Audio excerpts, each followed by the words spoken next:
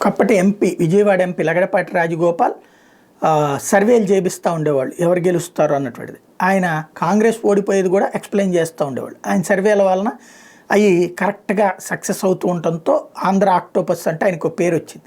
కాకపోతే క్రిందటిసారి మరి ఏమైందో తెలియదు కానీ క్రిందటిసారి 2018లో తెలంగాణ ఎలక్షన్స్, ఆ తర్వాతన ఎలక్షన్స్ అయిపోయాక మళ్ళీ జాతీయ ఎన్నికలు, ఆంధ్రప్రదేశ్ ఎన్నికల గురించి ఆయన చేసిన సర్వేలన్నీ కూడా తప్పైనాయి. అనేకంటే కూడా సర్వే వాళ్ళు నిజంగానే ఇచ్చారు కానీ ఆయన తప్పు చెప్పారు, వక్రీకరించి చెప్పారు. దాని పర్యవసానం అంతకుముందు ఆయన రాష్ట్ర విభజన ఆగిపోతే కనుక ఆగిపోద్ది ఎట్టి పరిస్థితుల్లో, ఆగకపోతే నేను రాజకీయ సన్యాసం చేస్తానని ప్రకటించారు.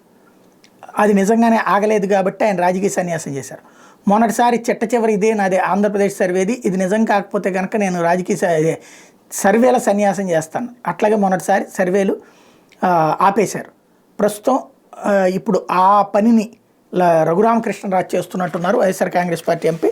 తాజాగా ఆయన చెప్తున్నటువంటిది రానున్న ఎన్నికల్లో తెలుగుదేశం పార్టీ జనసేన కూటమి 135 నుంచి 150 అసెంబ్లీ స్థానాలు గెలిచే అవకాశాలను వైకాపా ఎంపీ రఘురామకృష్ణరాజు పేర్కొన్న నరసాపురం లోక్సభ పరిధిలో 7 అసెంబ్లీ స్థానాల్లోనూ కూటమి విజయం సాధిస్తుందని వివరించారు. అన్ని రకాల లబ్ధి పొందిన ఎంపీ వైకాపాకు రాజీనామా చేశారంటే త్వరలోనే ఆ పార్టీ నిర్జీవం కానుందని పశ్చిమ గోదావరి జిల్లా పెదమిరంలో తన నివాసంలో ఆదివారం నిర్వహించినటువంటి సమావేశంలో చెప్పుకొచ్చారు. ఇక్కడ తెలుగుదేశం పార్టీ వరుసగా 3 సార్ల నుంచి 2 సార్లు ఓడిపోయింది.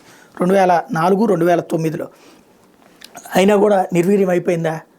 2014లో రాలేదు అధికారంలోకి. ఒక పార్టీ నిర్వీర్యం అవ్వడం అనేది ఎప్పుడూ ఉండదు, అది తెలియాలి ఫస్ట్. రెండవది 135 నుంచి 150 అవునా కాదా అన్నటువంటిది ఆయన జోస్యం నిజమా కాదా అన్నటువంటి తర్వాత వెళ్తుంది.